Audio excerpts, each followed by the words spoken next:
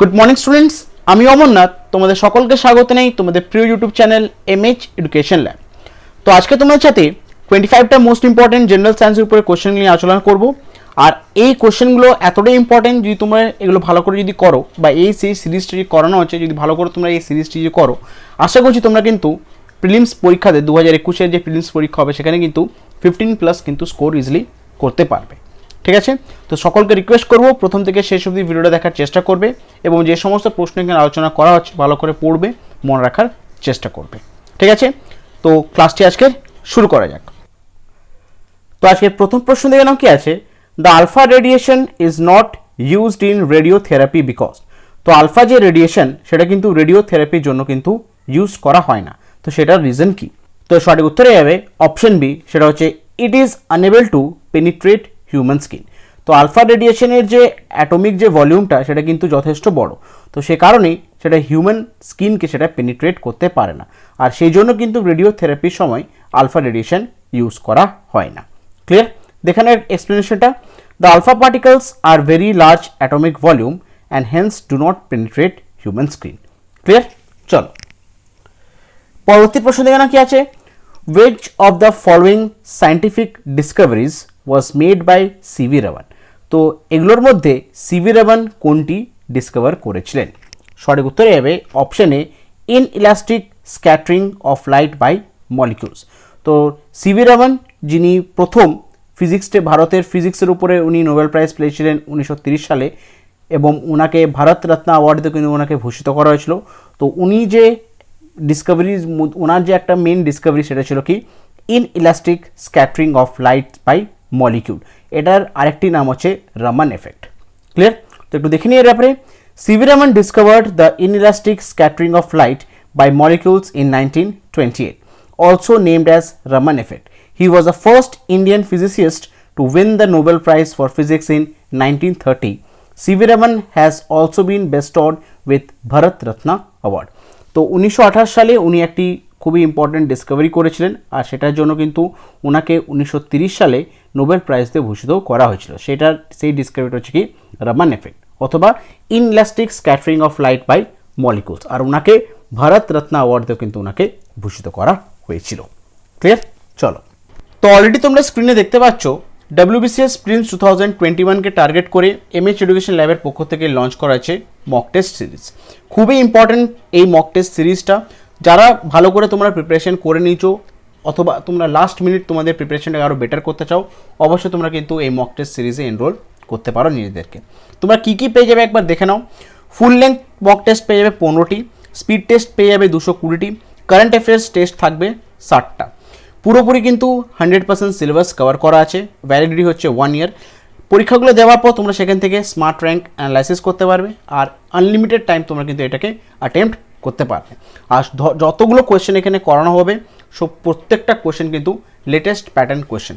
ঠিক আছে, তোমরা টোটাল টেস্ট পেয়ে যাবে 295টা টেস্ট পেয়ে যাবে, আর টোটাল কোয়েশ্চেন থাকবে তোমাদের সেখানে 10,000-এর উপর।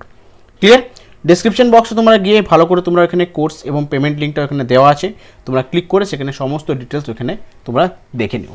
আর অবশ্যই যখন তোমরা এনরোলমেন্ট করবে, AMAR এই যে কোডটা দেখতে পাচ্ছ, এই কোডটা কিন্তু তোমরা অবশ্যই টাইপ করে এখানে এন্টার করে দেবে। তোমরা যদি এই কোডটা টাইপ করো তোমরা কিন্তু স্ট্রেট 50% ডিসকাউন্ট পেয়ে যাবে। অবশ্যই তোমরা কিন্তু AMAR 50 কোডটা ব্যবহার করে 50% ডিসকাউন্ট অ্যাভেল করে নেবে এই মক টেস্ট সিরিজের জন্য। ক্লিয়ার? যদি কোনো ডাউট থাকে কমেন্ট বক্সে লিখে জানাবে, তোমাদেরকে আমরা গাইড করে দেবো। ক্লিয়ার?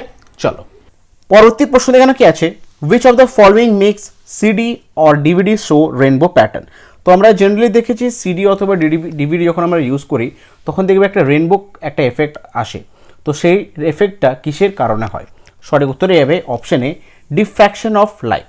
তো সিডি বা ডিভিডির উপরে যখন একটা লাইট যখন পড়ে, সেই লাইটটা কী হয়, ডিফ্র্যাকশনের কারণে কিন্তু সেটা একটা রেনবো এফেক্ট দেখায়। ক্লিয়ার? দেখানো একটা ব্যাপারে, আর CD or DVD has closely spaced track which work as diffraction grating to form familiar rainbow pattern seen when looking a disk. তো যখন আমরা সিডি অথবা ডিভিডিকে যখন আমরা দেখি তখন কী হয়, লাইটের ডিফ্র্যাকশনের কারণে সেটা কিন্তু একটা রেনবো ধরনের একটা প্যাটার্ন শো করে। ক্লিয়ার? নেক্সট কোশ্চেন এখানে কি আছে, trimethyl xanthine is a chemical name of which stimulant which is found in tea and coffee. What is its popular name? তো ট্রাইমিথাইল জ্যান্থাইন হচ্ছে একটা কেমিক্যাল নেম, যেটা একটা স্টিমুলেন্ট, কিন্তু এটা ইউজ করা হয় কিসে? চা এবং কফিতে। তো এই ট্রাইমিথাইল জ্যান্থাইনের পপুলার নাম কি? সঠিক উত্তরে যাবে অপশন বি, সেটা হচ্ছে ক্যাফেন। তো চা এবং কফিতে একটা কিন্তু স্টিমুলেন্ট থাকে, সেটা হচ্ছে ক্যাফেন, আর এর যদি কেমিক্যাল নাম যদি বলি সেটার নাম হচ্ছে কি? Trimethyl xanthine. তো একটু দেখে নিই ব্যাপারে।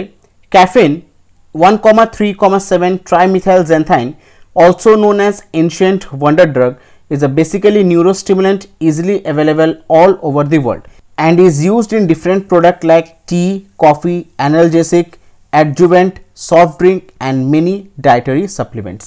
তো ক্যাফিন, যার কেমিক্যাল নেম হচ্ছে 1,3,7 ট্রাইমিথাইল জ্যান্থাইন, এটা কিন্তু এটার পুরনো একটা নাম হচ্ছে এনশিয়েন্ট ওয়ান্ডার ড্রাগ হিসাবে এটাকে জানা হতো। ঠিক আছে, এটা হচ্ছে একটা কি? নিউরো স্টিমুলেন্ট, যেটা কিন্তু সারা বিশ্বের মধ্যে ইজিলি সব জায়গায় অ্যাভেলেবেল। এটা চা, কফি, সফট ড্রিঙ্কস এবং বিভিন্ন ডায়েটারি সাপ্লিমেন্টে কিন্তু এই যেটা ক্যাফিন সেটা কিন্তু পাওয়া যায়। বুঝতে পেরেছো? চলো পরবর্তী প্রশ্ন এখানে কি আছে? Acid rain is capable of damaging the building and historic monuments which are made up of rocks such as limestone and marble. Which among the following is the end product of such reaction? তো তাজমহল আমরা দেখেছি যে দিনের পর দিন কি হচ্ছে, যেটা তো ওটা তো একটা হোয়াইট মার্বেল দিয়ে তৈরি, তো দিনের পর দিন ওরখানে কি হয়েছে? অ্যাসিড রেন হয়েছে। তো অ্যাসিড রেন হওয়ার কারণ কিন্তু একটা ইয়েলোইস একটা স্পট পড়ে গেছে তাজমহলের উপরে। তো কোয়েশ্চেন এখানে বলেছে যে অ্যাসিড রেন কিন্তু প্রচুর বিল্ডিংস, হিস্টোরিক মনুমেন্টস কিন্তু দিনের পর দিন কিন্তু ড্যামেজ করে দিচ্ছে। যে সমস্ত জিনিসগুলো লাইমস্টোন, ঠিক আছে, লাইমস্টোন এবং মার্বেল দিয়ে তৈরি, তো সেই জিনিস বা সেই মনুমেন্টসগুলোকে বেসিস করে সেগুলোকে নষ্ট করছে। তাহলে এই যে অ্যাসিড রেনের যে এন্ড প্রোডাক্ট সেটা কি? একটা যে রিয়াকশন হয় অ্যাসিড রেন যখন পড়ে তোমার লাইমস্টোন মার্বেলের উপরে, সেখানে একটা রিয়াকশন হয়, তো সেই রিয়াকশনের এন্ড প্রোডাক্ট কি? সঠিক উত্তরে যাবে অপশন ডি, সেটা হচ্ছে জিপসাম। ঠিক আছে, তো যখন অ্যাসিড রেন, ঠিক আছে, অ্যাসিড রেন যখন মার্বেল অথবা লাইমস্টোনের উপর যখন পড়ে, তার যে এন্ড প্রোডাক্ট সেটা কিন্তু হয় কি? জিপসাম। ক্লিয়ার? তো একটু দেখে নিয়ে পরে, acid rain is capable of damaging the building and historic monuments which are made up of rocks such as limestone and marbles. This is because these rocks contains large amount of calcium carbonate, কারণ এই যে পাথরগুলো থাকে এর মধ্যে কি থাকে? প্রচুর পরিমাণে ক্যালসিয়াম কার্বনেট কিন্তু থাকে, which react with the sulfuric acid to create gypsum. আর এগুলো কিসের সাথে রিয়াক্ট করে? সালফিউরিক অ্যাসিডের সাথে রিয়াক্ট করে কি প্রডিউস করে? জিপসাম তৈরি করে। রিয়াকশানে দেখে নাও, CaCO3 plus H2SO4 gives CaSO4 plus carbon dioxide plus water. ঠিক আছে, এটা হচ্ছে কিন্তু রিয়াকশন, ভাইটাল রিয়াকশন, মনে রাখার চেষ্টা করবে। ক্লিয়ার? চলো নেক্সট কোশ্চেন কি আছে? which of the following is a correct or metal pair? তো এগুলোর মধ্যে মানে মেটালের যে ওর তার একটা পেয়ার করা আছে, তো এটার মধ্যে কারেক্ট কোনটি? তো সঠিক উত্তরে যাবে অপশন এ, সেটা হচ্ছে গ্রিনোকাইট অথবা গ্রিনোসাইট। ঠিক আছে, ক্যাডমিয়াম যেটা মেটাল, ক্যাডমিয়ামের মেটালের যে ওর সেটা হচ্ছে গ্রিনোকাইট অথবা গ্রিনোসাইট। ক্লিয়ার? একটু দেখে নিই ব্যাপারে। Greenockite is an important ore of cadmium, ruby silver is an important ore of silver, celestine is an important ore of strontium and saltpetre is an ore of potassium. তো cadmium যেটা হচ্ছে একটা metal, তার ওর হচ্ছে কি? গ্রিনোসাইট। Silver যেটা একটা metal, তার ওর হচ্ছে রুবি সিলভার। স্ট্রনশিয়ামের ওর হচ্ছে সেলস্টাইন এবং পটাশিয়ামের ওর হচ্ছে কি? সল্ট পেটার। ক্লিয়ার? চলো নেক্সট কোশ্চেন এখানে কি আছে? Choose the correct order in terms of metallic characteristics of this element. তো এখানে যে মেটালিক ক্যারেক্টারিস্টিক্স এলিমেন্টের দেওয়া আছে, তো ইনক্রিজিং অর্ডারে মেটালিক ক্যারেক্টারিস্টিক্স যে ইনক্রিজিং অর্ডার হয় সেটাকে আমাকে এখানে সাজাতে বলেছে। তো সঠিক উত্তরে যাবে অপশন এ, সেটা হচ্ছে সোডিয়াম, ম্যাগনেসিয়াম, তারপর হচ্ছে বেরিলিয়াম, তারপর হচ্ছে ফসফরাস। ক্লিয়ার? তো দেখে নেওয়ার ব্যাপারে, the correct order would be sodium, magnesium, beryllium and phosphorus. Metallic character increases down the group and decreases along the period as we move from left to right. তো metallic character কী হয়? Increase করে down the group, যখন আমরা নিচের দিকে যাব তখন কী হয়? মেটালিক ক্যারেক্টার পিরিয়ডিক টেবিলে মেটালিক ক্যারেক্টার কী হয়? সেটা ইনক্রিজ করে, আর যখন লেফট থেকে রাইটে যাব তখন কী হয়? ডিক্রিজ করে। তাই জন্য দেখবে যখন তুমি এইদিকে কী হয়? একদম লেফট হ্যান্ড সাইডে সব কী থাকবে? লেফট হ্যান্ড সাইডে সব হচ্ছে কি? মেটাল। ঠিক আছে, তা যত এদিকে যাবে মেটালিক ক্যারেক্টারিস্টিক্স ডিক্রিজ করার জন্য, কারণ এদিকে কী হয়? নন মেটাল আছে। আর নিচে যত যাবে তত কী হয়? মেটালিক ক্যারেক্টার ইনক্রিজ করে। ক্লিয়ার? চলো নেক্সট কোশ্চেন এখানে কি আছে, liquefied petroleum gas LPG is mostly a mixture of which of the following two carbon compound. তো লিকুইফাইড পেট্রোলিয়াম গ্যাস আমরা সবাই জানি এলপিজি, তো এই এলপিজিটি কিন্তু তৈরি হয় দুটো কার্বন কম্পাউন্ড দিয়ে, দুটো মেন কার্বন কম্পাউন্ড দিয়ে তৈরি হয়। তো সেই দুটি কার্বন কম্পাউন্ডের নাম কি? সঠিক উত্তর হবে অপশন সি, সেটা হচ্ছে প্রোপেন এবং বিউটেন। খুবই কিন্তু ভাইটাল কোশ্চেন এটা, প্রায় সময় কিন্তু ম্যাক্সিমাম থেকে ম্যাক্সিমাম কম্পিটিটিভ এক্সামে কিন্তু এটা চলে এসছে। তো লিকুইফাইড পেট্রোলিয়াম গ্যাস যে মেন দুটো যে কম্পাউন্ড, দুটো কার্বন কম্পাউন্ড, সেটা নাম হচ্ছে কি প্রোপেন এবং একটা নাম হচ্ছে বিউটেন। তো এটা দেখে না একটু ব্যাপারে, LPG is a propane or butane mixture liquefied under normal ambient temperature and moderate pressure. LPG is twice as heavy as air and half as heavy as water. LPG is colorless and odorless, hence an odorant is used to detect leaks. তো liquefied petroleum gas যেটা main যে component, দুটো carbon compound যেগুলো main, সেগুলো হচ্ছে কি propane এবং butane. এই দুটি মেন কার্বন কম্পাউন্ড কিন্তু থাকে হচ্ছে লিকুইফাইড পেট্রোলিয়াম গ্যাসের মধ্যে, ঠিক আছে। আর এই লিকুইফাইড পেট্রোলিয়াম গ্যাসটা কিন্তু twice heavy as air and half heavy as water. বুঝতে পারছো? চলো নেক্সট কোশ্চেন এখানে কি আছে, which of the following non metals is used to make antiseptic. তো এগুলোর মধ্যে কোন নন মেটালটি অ্যান্টিসেপটিক তৈরি করার জন্য কিন্তু ইউজ করা হয়? সঠিক উত্তরে যাবে অপশন ডি, সেটা হচ্ছে আয়োডিন। তো আয়োডিন হচ্ছে একটা নন মেটাল যেটা কিন্তু অ্যান্টিসেপটিক তৈরি করার জন্য কিন্তু এটা ইউজ করা হয়। দেখানো একটু এর ব্যাপারে, tincture of iodine is used as an antiseptic. Tincture of iodine is a purple colored solution which is applied on cuts and wounds as an antiseptic. তো tincture of iodine কিন্তু ইউজ করা হয় অ্যান্টিসেপটিক তৈরি করার জন্য। Tincture of iodine is purple colored solution which is applied on cuts and wounds as an antiseptic. R tincture of iodine কি হচ্ছে, একটা পার্পল কালারের একটা সলিউশন, আর এটা অ্যাপ্লাই কোথায় করা হয়, যদি কোথাও কেটে যায়, যদি কোথাও ঘা হয়, তো সেখানে কিন্তু এটা অ্যান্টিসেপটিক হিসেবে এটাকে ইউজ করা হয়। ঠিক আছে, বুঝতে পেরেছো? চলো নেক্সট কোশ্চেন এখানে কি আছে, which of the following antiseptic compound is present in Dettol. তো এগুলোর মধ্যে কোন অ্যান্টিসেপটিক একটা কম্পাউন্ড প্রেজেন্ট থাকে ডেটল লিকুইডের মধ্যে? তো সঠিক উত্তরে যাবে অপশন সি, ক্লোরোজাইলেনল। ঠিক আছে, তো ক্লোরোজাইলেনল একটা হচ্ছে অ্যান্টিসেপটিক যেটা কিন্তু ডেটল লিকুইডের মধ্যে এটি প্রেজেন্ট থাকে। তো একটু দেখে নিয়ে ব্যাপারে, chloroxylenol also known as parachlorometaxylenol is an antiseptic and disinfectant which is used for skin disinfection and cleaning surgical instrument. It is also used within a number of household disinfect and wound cleaners. তো ক্লোরোজাইলেনল যেটার আরেকটি নাম হচ্ছে প্যারাক্লোরোমেটাজাইলেনল, এটা হচ্ছে কিন্তু একটা antiseptic এবং একটা ডিসইনফেক্টিং একটা জিনিস, যেটা ইউজ করা হয় কোথায়, স্কিন ডিসইনফেকশনের জন্য অথবা সার্জিক্যাল যে সমস্ত ইনস্ট্রুমেন্ট থাকে সেগুলোকে ক্লিনিং পারপাসের জন্য কিন্তু এটাকে ইউজ করা হয়, এবং তার সাথে হাউসহোল্ড ডিসইনফেক্ট যদি থাকে উন্ডস ক্লিনিং এর জন্য কিন্তু এটাকে ইউজ করা হয়। ক্লিয়ার? চল পরবর্তী প্রশ্নে কি আছে, when a stone is thrown in a calm water of a pond, the waves produced on the surface of water in the pond are. যখন একটা পুকুরে, শান্ত পুকুরে যদি একটা পাথর ছোড়া হয়, তখন দেখবে পাথরটা পুকুরে পড়ার পর একটা ওয়েভস তৈরি হয়। তো সেই ওয়েভসগুলোকে আমরা জেনারেলি কী বলি? সঠিক উত্তরে যাবে অপশন বি, সেটা হচ্ছে ট্রান্সভার্স ওয়েভ। সেগুলোকে আমরা কী বলি? Transverse wave. তো দেখে নিয়ে এর ব্যাপারে, the wave produced on the surface of water in the pond is an example of transverse wave, as particle of medium do not move along with the wave. Only the disturbance is carried forward. Another example of such waves is a vibration of string. তো যখন কোনো শান্ত পুকুরের উপর যদি কেউ পাথর ছুঁড়ে ফেলে, তখন কি একটা ওয়েভস তৈরি করে। তো সেই ওয়েভসগুলোকে আমরা জেনারেলি কী বলি? সেটা হলো ট্রান্সভার্স ওয়েভ।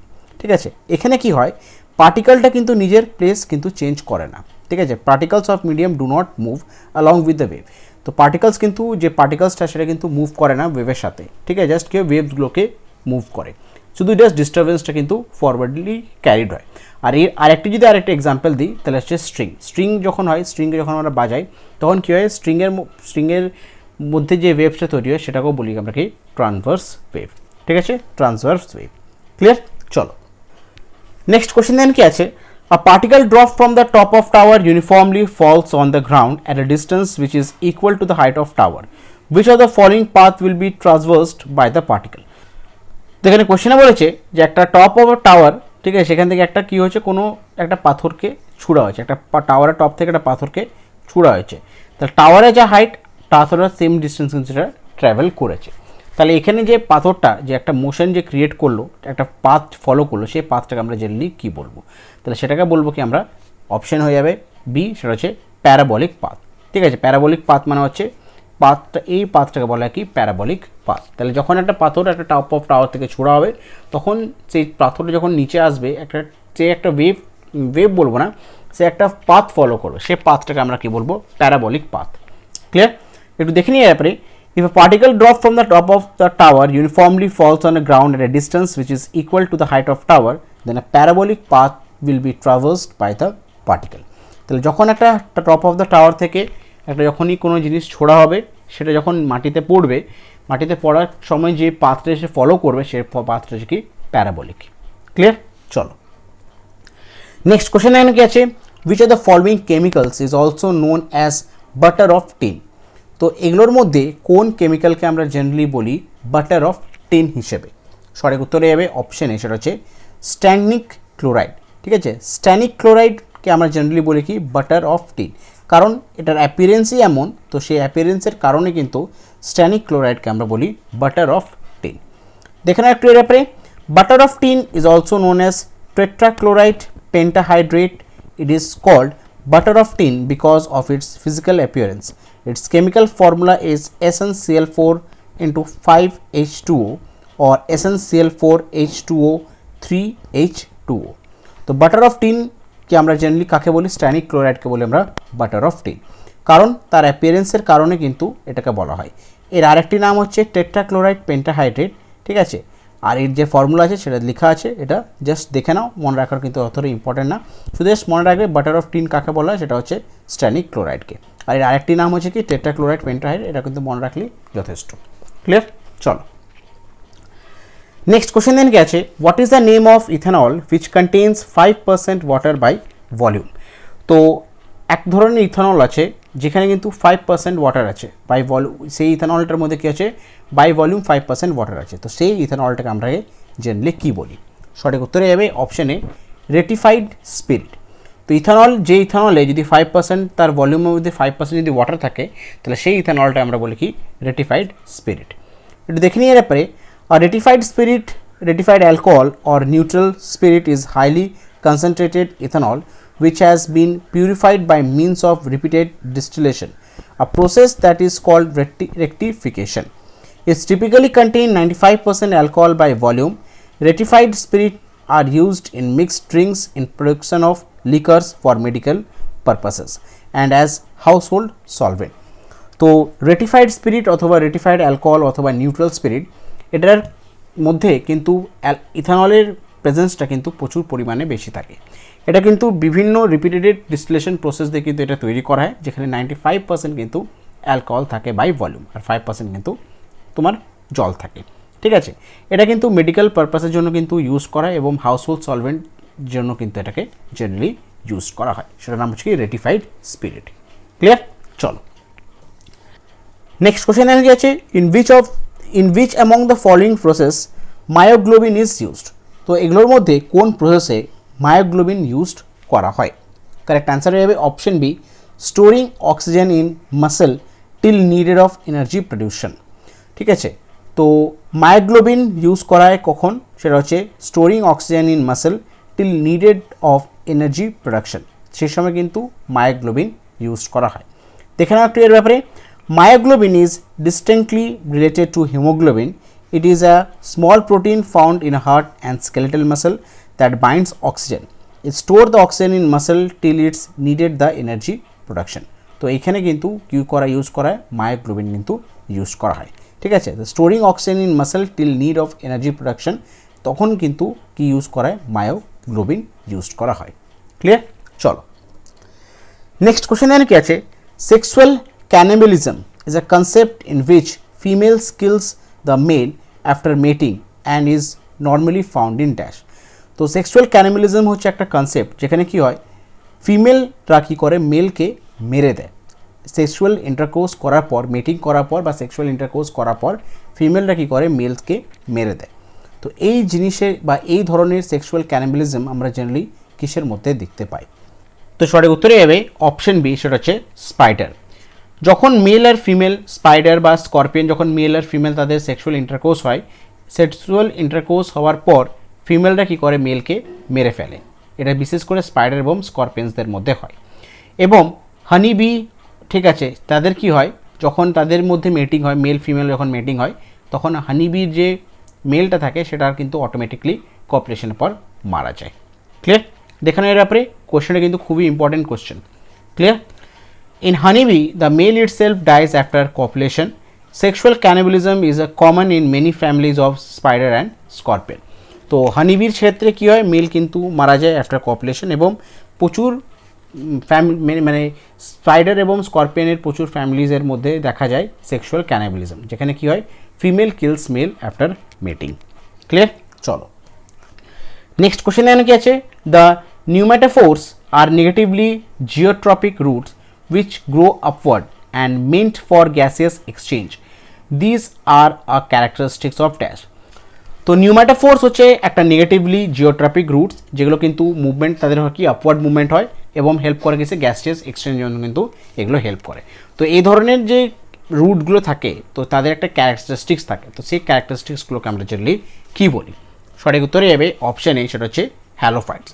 তো নিউম্যাটোফোর্স যেগুলো হচ্ছে একটা জিওট্রপিক রুটস, তাদের যে আপওয়ার্ড মুভমেন্ট হয় এবং গ্যাসেস এক্সচেঞ্জের জন্য কিন্তু এটা হয়, তো তাদের একটা কি ক্যারেক্টারিস্টিক্স থাকে, তো সেই ক্যারেক্টারিস্টিক্সটাকে বলে কি আমরা হ্যালোফাইটস। একটু দেখে নিই এর ব্যাপারে। The halophyte is a salt tolerant plant that grow in soil or water with high salinity. তো হ্যালোফাইট হচ্ছে একটা সল্ট টলারেন্ট প্ল্যান্ট, প্রচুর পরিমাণে যেখানে যে জলে সল্ট থাকে তার আশেপাশে কিন্তু এই ধরনের গাছগুলোতে আমরা জেনারেলি দেখতে পাই। They consist of pneumatophores which are negatively geotropic root which grow upward and meant for gaseous exchange. আর এগুলোর মধ্যে কি থাকে, নিউম্যাটোফোর্স থাকে, যেগুলোকে বলা কি নেগেটিভলি জিওট্রপিক রুটস। কিন্তু নেগেটিভলি জিওট্রপিক রুটস মানে अगेंस्ट দ্য গ্র্যাভিটি যায়, উপর দিকে যায়, ঠিক আছে। আর কেন যায়, গ্যাসিয়াস এক্সচেঞ্জ করার জন্য কিন্তু তারা উপর দিকে তারা মুভ করে, ঠিক আছে। চলো নেক্সট কোশ্চেন কি আছে, world first clone buffalo was born in which country? সারা বিশ্বের প্রথম ক্লোন বাফেলো কোন দেশে জন্ম নিয়েছিল? সঠিক উত্তরে যাবে অপশন এ, সেটা হচ্ছে ভারত। 2009 সালে ফেব্রুয়ারি মাসে ন্যাশনাল ডায়েরি রিসার্চ ইনস্টিটিউট কার্নালে কিন্তু প্রথম ক্লোন বাফেলো কিন্তু জন্ম নিয়েছিল। ক্লিয়ার? চলো নেক্সট কোশ্চেন দেন কি আছে, in which of the following insect a pigment called luciferin is found? তো লুসিফেরিন হচ্ছে এমন একটা পিগমেন্ট যেগুলো কি কোন পোকার মধ্যে থাকে, জোনাকি পোকা, যেগুলোকে আমরা ছোটোবেলায় বলতাম জেনেরেটর পোকা। তাদের পিছনে দেখবে একটা গ্রিন রঙের বাতির মতো কিন্তু দপদপ দপদপ জ্বলতে থাকে, সেটাকে বলা কি, সেটা একটা পিগমেন্টের জন্য হয়, সেটাকে বলা কি লুসিফের। তো এটা কোন ধরনের পোকায় পাওয়া যায়, সেটার কারেক্ট অ্যান্সার হয়ে যাবে অপশন বি, সেটা হচ্ছে ফায়ারফ্লাই অথবা জোনাকি, ঠিক আছে। দেখেন একটু এর ব্যাপারে, a pigment called luciferin is found in firefly. Luciferin is a light emitting compound which is found in organisms that generate bioluminescence. Luciferin typically undergo a enzyme catalyzed reaction with molecular oxygen. তো luciferin হচ্ছে একটা এমন একটা pigment যেটার molecular অক্সিজেনের সাথে contact আসার পর তার মধ্যে কি একটা ক্যাটালাইটিক রিয়াকশন হয়, আর সেটার কারণে কিন্তু একটা গ্রিন কালার একটা দপদপ দপদপ করে একটা আলোর মতো একটা সৃষ্টি হয়। জেনারেলি কোন পোকাতে দেখতে পাই, সেটা হচ্ছে ফায়ারফ্লাই, ঠিক আছে। আর এগুলোকে বলা কি বায়োলিউমিনেন্স। ক্লিয়ার? চলো পরবর্তী প্রশ্ন এখানে কি আছে, urea is one of the major constituent of urine in our body, in which among the following organs urea is form? তো ইউরিয়া ইউরিনের সব থেকে মেন একটা কনস্টিটুয়েন্ট বা মেজর একটা কনস্টিটুয়েন্ট ইউরিনের ইউরিয়া, ঠিক আছে। তো কোন অর্গান দ্বারা ইউরিয়া কিন্তু তৈরি হয়? সঠিক উত্তরে যাবে অপশন ডি, সেটা হচ্ছে লিভার। লিভার হচ্ছে, লিভারের মধ্যে কিন্তু কি তৈরি হয়, লিভার থেকে কিন্তু আমাদের শরীরে ইউরিয়া কিন্তু তৈরি হয়, ঠিক আছে। Urea is a nitrogenous West that is produced in the liver, urine is produced in the kidney. তো ইউরিয়া হচ্ছে একটা নাইট্রোজেনাস ওয়েস্ট, যেটা কোথায় প্রডিউস হয়, লিভারের মধ্যে তৈরি হয়, আর urine is produced in kidney, আর কিডনির মধ্যে কী তৈরি হয়, ইউরিন কিন্তু তৈরি হয়। ক্লিয়ার? চলো নেক্সট কোশ্চেন এখানে কি আছে, to fight the problem of malnutrition the government of India is promoting the use of double fortified salt in recent Times. Which among the following are the two minerals used in double fortified salt? তো ম্যাল nutrition, অপুষ্টি, যেটাকে আমরা বাংলায় বলি অপুষ্টি, তো অপুষ্টির থেকে ফাইট করার জন্য বা এই প্রবলেমটা থেকে দূর করার জন্য আমাদের ভারত সরকার প্রমোট করছে ডাবল ফর্টিফাইড সল্ট। ঠিক আছে, তো এই ডাবল ফর্টিফাইড সল্টের মধ্যে দুটো কিন্তু গুরুত্বপূর্ণ মিনারেলস আছে। তো সেই দুটি মিনারেলসের নাম কি? তো সঠিক উত্তরে যাবে অপশন সি, সেটা হচ্ছে আয়রন এবং আয়োডাইন। তো আমরা যে ধরনের নুনগুলো খাই ম্যাক্সিমাম কিন্তু নুনগুলোর মধ্যে কী থাকে? আয়োডিন থাকে। তো আমরা সেজন্য বলি কি আয়োডিন নামক বা আয়োডিন সল্ট। তো আমাদের ভারত সরকার ম্যালনিউট্রিশনকে দূর করার জন্য বা এই প্রবলেমটা থেকে লড়াই করার জন্য কিন্তু বারবার প্রচার করছে ডাবল ফর্টিফাইড সল্টের ব্যাপারে। তো এই ডাবল ফর্টিফাইড সল্টের মধ্যে যে দুটো গুরুত্বপূর্ণ মিনারেলস থাকে সেটা হচ্ছে কি আয়রন এবং আয়োডাইন। ঠিক আছে, তো একটু দেখে নিই এরপরে iron fortified iodise salt is a double fortified salt. তো আয়রন ফর্টিফাইড আয়োডাইজ সল্ট হচ্ছে কিন্তু ডাবল ফর্টিফাইড সল্ট। আর যে দুটো মেইন যে মিনারেলস থাকে সেটা কি হচ্ছে আয়রন এবং আয়োডিন। ক্লিয়ার? চলো পরবর্তী প্রশ্ন এখানে কি আছে? Which among the following is known as quick silver. খুব ইম্পর্টেন্ট কোশ্চেন। এগুলোর মধ্যে কোনটাকে বলি আমরা কি কুইক সিলভার? সঠিক উত্তরে অপশন বি, সেটা হচ্ছে মার্কারি। মার্কারির যে কালার সেটাও কিন্তু একবার দেখবে সিলভারি কালার, তো সেই কারণেই কিন্তু মার্কারিকে বলা হয় কি কুইক সিলভার। দেখেন একটু এর ব্যাপারে, mercury is a chemical element with the symbol Hg and atomic number 80. The element is also known as quicksilver for its mobility. Mercury is one of the oldest and deadliest poison, a highly toxic metal mined from a brilliant red ore. তো mercury যেটা আমরাকে বলি, mercury হচ্ছে এমন একটা metal যেটা কিন্তু liquid at room temperature, যে কোনো রুম টেম্পারেচার নিয়ে যায় সেটা কিন্তু একটা লিকুইড। এর সিম্বল হচ্ছে Hg এবং অ্যাটমিক নাম্বার হচ্ছে 80। এটার যে মোবিলিটির কারণে মানে এতটাই মানে লিকুইডিটির কারণে জেনারেলি বলা হয় কিন্তু একে কুইক সিলভার।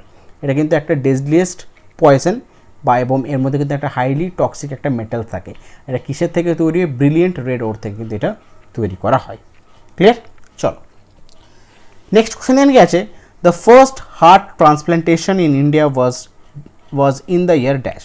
ভারতে প্রথম হার্ট ট্রান্সপ্লান্টেশন যেটা হয়েছিল সেটা কোন সালে করা হয়েছিল?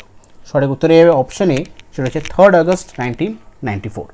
তো 3 আগস্ট 1994 সালে ভারতের প্রথম কিন্তু হার্ট ট্রান্সপ্লান্টেশন করা হয়েছিল। তো একটু দেখে নিই ব্যাপারে, on August 3, 1994 first successful human heart transplant in India was performed at All India Institute of Medical Science AIIMS New Delhi by a team of at least 20 surgeons led by Panangipalli Venugopal. তো 3 August 1994 সালে প্রথম কিন্তু ভারতের মধ্যে human heart transplantation করা হয়েছিল। কোথায় করা হয়েছিল? নিউ দিল্লি এইমসে। আর এখানে কিন্তু 20টার মতন ডাক্তার, তার থেকেও বেশি কিন্তু একটা টিম হয়েছিল। আর এই টিমটা লিড করছিলেন পানাঙ্গিপালি ভেনুগোপাল। ক্লিয়ার? চলো নেক্সট কোশ্চেন এখানে কি আছে? Which of the following is referred as molecular glue. তো এগুলোর মধ্যে কোনটাকে জেনারেলি আমরা বলি মলিকুলার গ্লু হিসেবে? সঠিক উত্তরে যাবে অপশন এ, ডিএনএ লাইগেজ। তো ডিএনএ লাইগেজকে আমরা জেনারেলি কি বলি? Molecular glue. তো একটু দেখে নিই এরপরে, DNA ligase has an important role in process of DNA replication and DNA repair. তো ডিএনএ লাইগেজ কিন্তু একটা ইম্পর্টেন্ট রোল প্লে করে ডিএনএ রেপ্লিকেশনের জন্য এবং ডিএনএ রিপেয়ারের জন্য। It has 3 general function. It seals repair in DNA, it seals recombination fragments, and it connects Ozaki fragments. Small DNA fragments formed during the replication of double-stranded DNA. ঠিক আছে, তো DNA ligase একটা important role play করে DNA replication এবং DNA রিপেয়ারের জন্য। আর সে কারণেই কিন্তু এটাকে বলা হয় কি মলিকুলার গ্লু। গ্লু মানে আঠা, তো মলিকুলার গ্লুকে বলা হয় কি ডিএনএ লাইগেজ। ঠিক আছে, তো একটু দেখে নিই এরপরে, DNA ligase has an important role in process of DNA replication and DNA repair. It has 3 general function. তিনটের কিন্তু জেনারেল ফাংশন আছে। It seals repair in DNA, it seals recombination fragments, and it connect Ozaki fragments. Small DNA fragments formed during the replication of double-stranded DNA. আর সে কারণেই molecular glue হিসেবে জানা হয় কি DNA লাইগেজকে। Clear? চলো আজকে শেষ প্রশ্ন এখানে কি আছে? Which among the following is a character of chloroplast which makes them qualified for self replication? তো এগুলোর মধ্যে ক্লোরোপ্লাস্টের এমন কি ক্যারেক্টারিস্টিক্স আছে বা কোন ক্যারেক্টারের জন্য তারা কোয়ালিফাই করে সেলফ রেপ্লিকেশনের জন্য?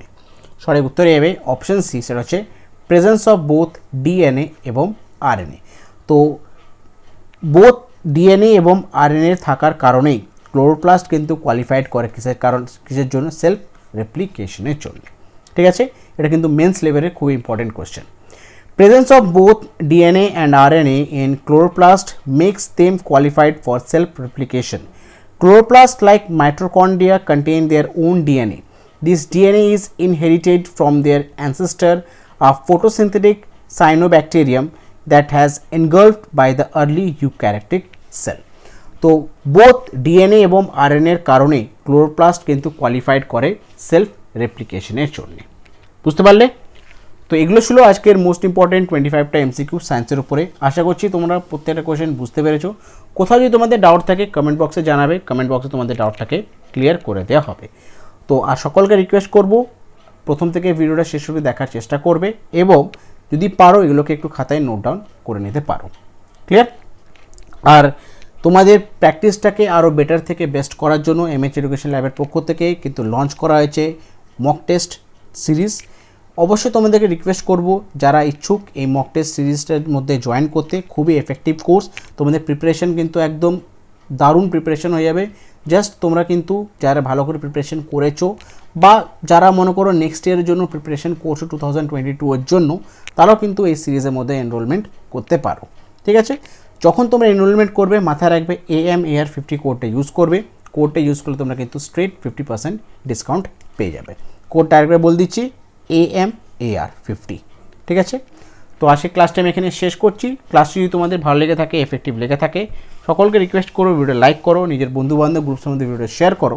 এখনও যারা চ্যানেলটি সাবস্ক্রাইব করোনি অতি অবশ্যই চ্যানেলটি সাবস্ক্রাইব করে দিও এবং পাশে থাকা যে বেল আইকনটা আছে সেটি প্রেস করে দিও। যখনই কোনো ভিডিও আপলোড হবে চ্যানেলে তোমাদের কাছে নোটিফিকেশন চলে যাবে। Thank you.